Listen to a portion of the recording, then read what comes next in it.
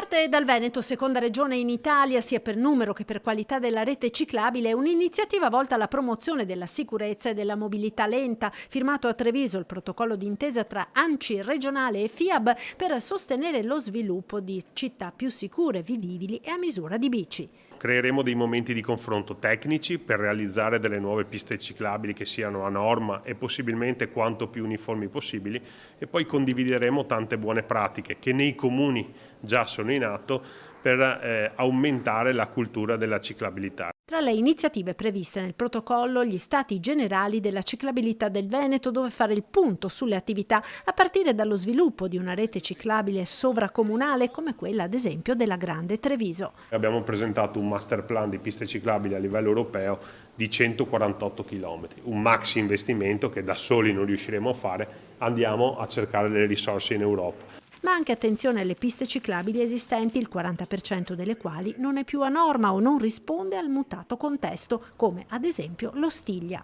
Quella non è più una pista così, come dire, banale, ma è un'infrastruttura regionale e internazionale, anche perché ormai ci passano turisti, anche cicloturisti dall'estero, e il numero delle persone che passa è molto elevato, e quindi bisogna mettere in sicurezza gli incroci, magari in maniera diversa rispetto a 20 anni fa. Una volta bastava il segnale, bastava qualcosa, adesso invece bisogna quegli incroci, bisogna farli percepire sia da chi va in bicicletta che da chi va in auto. Fondamentale sarà il sostegno della FIAB ai comuni nelle attività di formazione. Noi abbiamo 30 anni di esperienza di studio e di ricerca nelle tematiche della mobilità sostenibile, della mobilità ciclistica, della promozione del cicloturismo e della ciclabilità urbana, e riteniamo di essere in grado di riempire alcuni gap formativi di cui soffrono specialmente i piccoli comuni. Contestualmente a Palazzo Rinaldi si è svolta la consegna dei riconoscimenti a 28 comuni veneti che hanno partecipato al concorso Comuni Ciclabili del 2025.